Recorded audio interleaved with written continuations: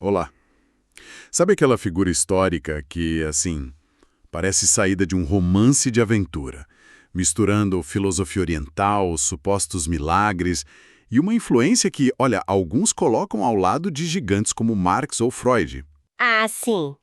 Uma pessoa que alegava conversar com mestres secretos no Tibete e que talvez, quem sabe, até Einstein tenha lido. Estamos falando de Helena Petrovna Blavatsky, né? A famosa HPB. E a nossa conversa hoje, bem, ela mergulha em trechos de uma biografia que tenta, assim, dar conta dessa figura tão complexa. Madame Blavatsky, do Gary Lachman. Isso. É um material que, olha, não foge das polêmicas, sabe? Explora tanto a genialidade quanto as acusações que sempre acompanharam ela. Exato. E a nossa missão aqui é meio que extrair o ouro desses trechos, sabe? Tentar entender por que a Blavatsky, como Lachman retrata nesse livro, ainda fascina e provoca tanto. Uhum. Vamos olhar para o impacto dela, a vida cheia de viagens, mistérios, a criação da teosofia e, claro, as grandes perguntas que o Lachman levanta sobre ela no livro. É um convite, né? Para entender essa personalidade tão intrigante através das lentes dessa biografia específica.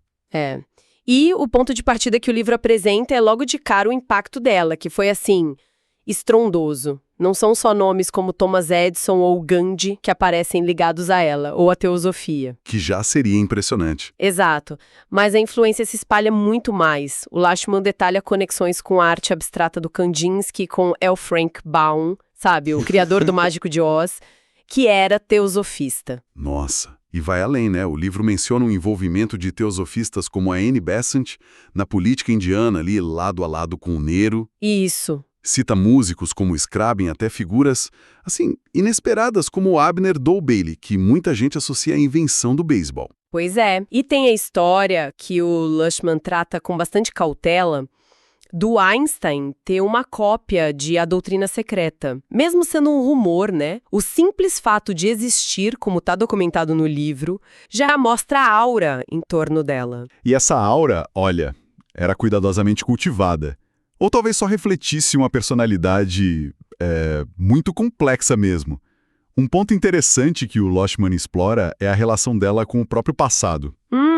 Ele cita uma frase de A Voz do Silêncio, que é um texto dela: "Mate em si mesmo toda a lembrança das experiências passadas. Não olhe para trás ou você se perderá." O que é bem conveniente, não acha? O livro compara essa atitude com a de outros místicos mais recentes, tipo Gurdjieff ou Castanheda, que também criaram uma névoa sobre as próprias origens. Sei. Mas o Lachman contrasta isso com figuras antigas como Plotino, cuja rejeição do passado tinha bases filosóficas mais, digamos, explícitas. E isso levanta uma questão interessante que o livro propõe. Por que será que essa ocultação do passado em figuras modernas nos deixa mais desconfiados? É uma boa pergunta. E essa ambiguidade toda começa bem cedo na vida dela. O Lachman descreve uma infância nômade, sabe? Seguindo o pai militar pela Rússia, às vezes ficando com os avós maternos. A mãe, que era romancista, morreu jovem de tuberculose. Isso deixou uma marca. Imagino.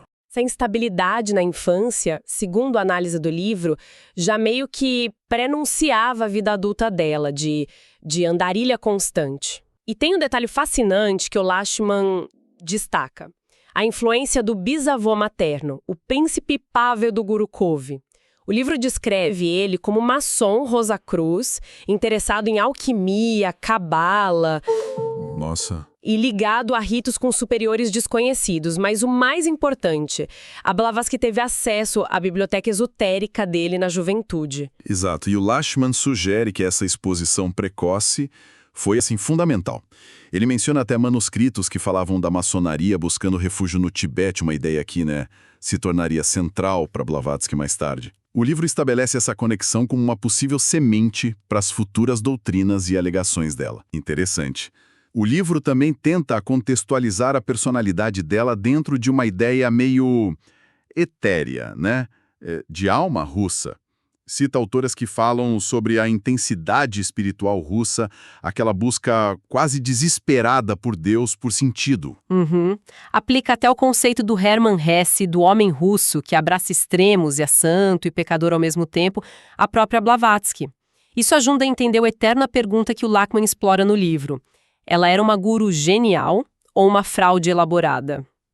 Ou as duas coisas.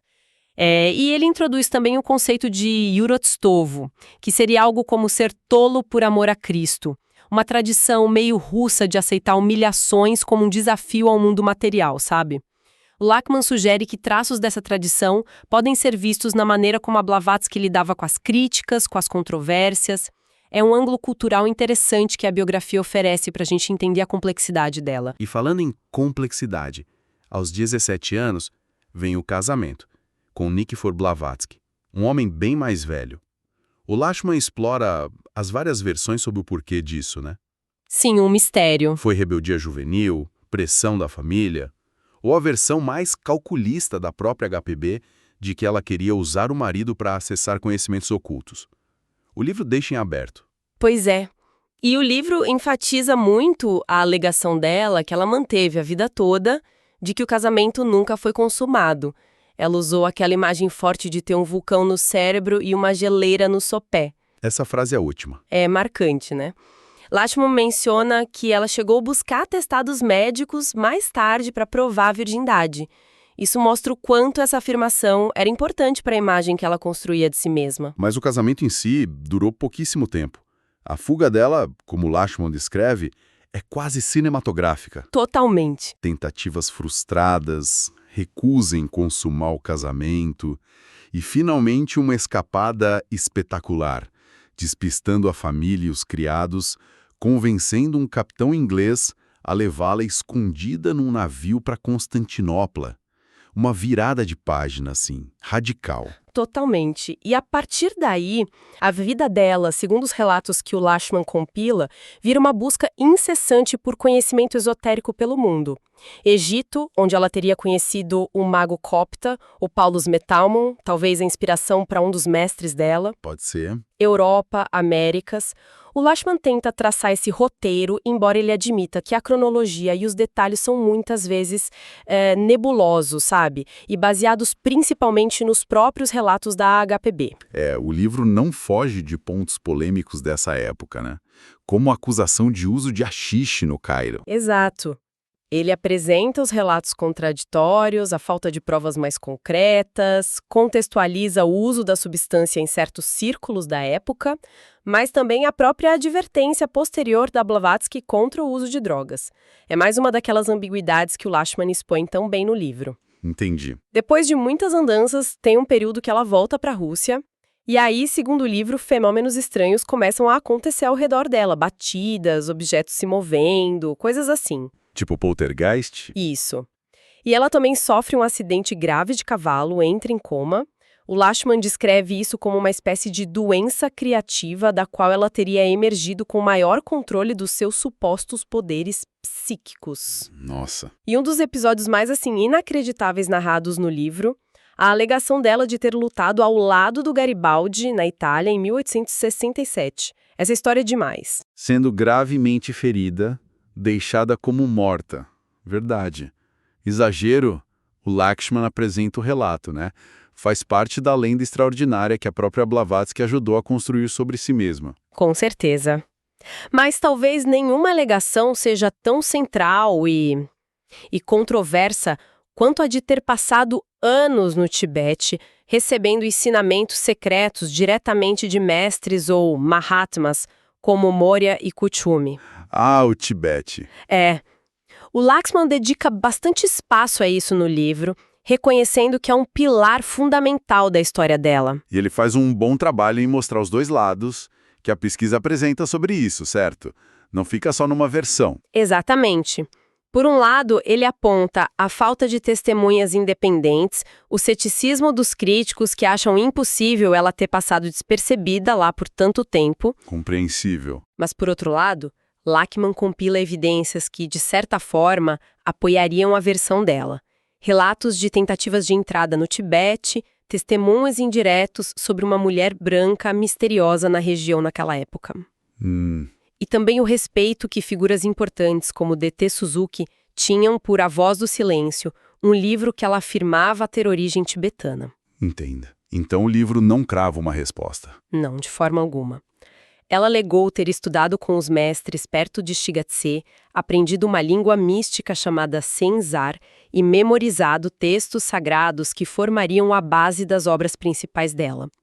O Lachmann não oferece uma resposta definitiva, sabe? Ele apresenta os argumentos, as dúvidas e deixa quem lê diante do mistério central da vida da HPB. Essa abordagem que equilibra admiração e ceticismo é uma marca forte do livro. Faz sentido. Após essas supostas viagens e mais uma sobrevivência assim milagrosa a um naufrágio, ela chega a Nova York em 1873.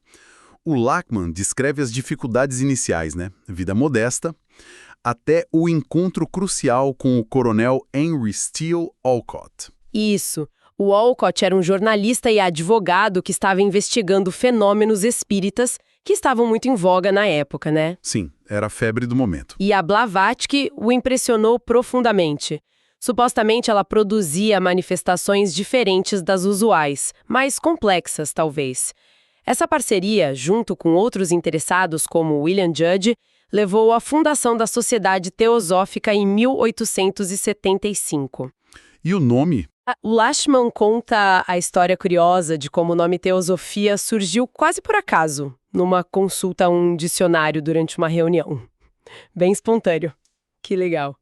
E logo depois, em 1877, vem a primeira grande obra dela, Isis Sem Véu. Como o Lachmann apresenta esse livro? Qual a importância dele, segundo a biografia? Olha, ele descreve Isis em Véu como um ataque frontal, assim, pesado, tanto ao materialismo científico da época, quanto ao dogmatismo religioso. No lugar deles, a Blavatsky propõe a existência de uma sabedoria antiga, uma filosofia perene, a prisca teologia, como era chamada, que seria a fonte comum de todas as religiões e do conhecimento esotérico. Uma ideia poderosa. Muito. O livro posiciona Isis como uma resposta à crise espiritual da era vitoriana. Sabe, oferecendo uma evolução espiritual para contrapor a evolução puramente física do Darwin, que estava abalando as certezas da época. E pouco depois de lançar Isis e se tornar cidadã americana, ela e o Olcott fazem as malas e partem para a Índia, em 1878. Uma decisão enorme. O Lachmann explora as possíveis razões para isso, né? Sim, ele levanta algumas hipóteses. Podem ter sido ordens diretas dos mestres. Ou talvez o declínio do interesse pela teosofia nos Estados Unidos naquela altura. Ou até mesmo, e essa é uma teoria mais controversa que o livro aborda, ligações políticas prévias dela com reformistas indianos. Interessante essa última. O livro não descarta, mas apresenta como uma possibilidade mais especulativa. De qualquer forma, na Índia, o foco da sociedade muda. Passa a ser o renascimento cultural e espiritual hindu e budista. É lá que entram em cena figuras importantes como A.P. Sinnett e o A.O. Hume, que eram altos funcionários britânicos. E para quem ela começa a enviar as famosas cartas dos Mahatmas, certo? Exatamente. Cartas que, segundo a versão dela e do Olcott, eram materializadas ou precipitadas diretamente pelos mestres Morya e Kuthumi. Como assim, precipitadas? Apareciam magicamente, sabe, dentro de envelopes lacrados ou caíam do teto. Lachmann explica que essas cartas continham ensinamentos bem complexos sobre a cosmologia teosófica, rondas planetárias, raças raízes e vinham acompanhadas de fenômenos tipo sinos astrais tocando, objetos aparecendo do nada.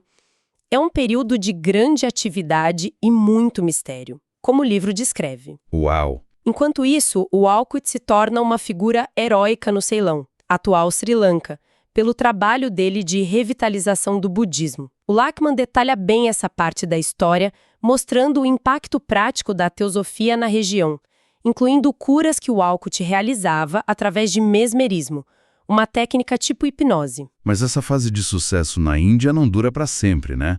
Vem um escândalo. Pois é.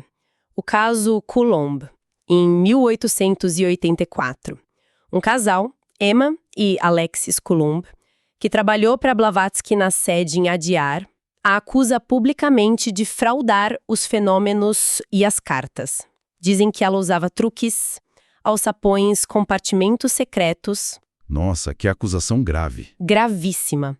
E isso leva a uma investigação pela Society for Psychical Research, a SPR de Londres, que era uma organização respeitada que investigava fenômenos paranormais. E o resultado? O investigador enviado, um jovem chamado Richard Hodgson, publica um relatório em 1885 que é devastador.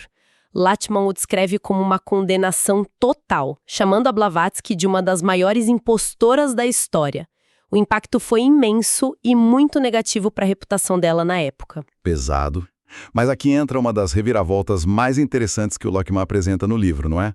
Algo que aconteceu muito tempo depois. Exatamente. É um ponto crucial que o Lachmann resgata. Décadas depois, em 1986, a própria SPR, a mesma organização, publicou uma crítica muito severa ao relatório original do Hodgson. Sério? Sim, baseada na análise de um especialista em documentos chamado Vernon Harrison, a SPR concluiu que a investigação do Hodgson foi falha, tendenciosa e que ele ignorou evidências que contradiziam a conclusão que ele já parecia ter na cabeça. Essencialmente, a SPR meio que se distanciou daquela condenação que marcou a Blavatsky por tanto tempo. Que coisa, isso muda bastante a perspectiva, né? Muda, mostra como a história e as reputações podem ser reavaliadas com o tempo e com novas análises. No entanto, na época, o estrago estava feito. Doente, desacreditada por muitos, a Blavatsky deixa a Índia e passa seus últimos anos na Europa. Mas é nesse exílio que ela produz a obra mais ambiciosa dela. A Doutrina Secreta, publicada em 1888,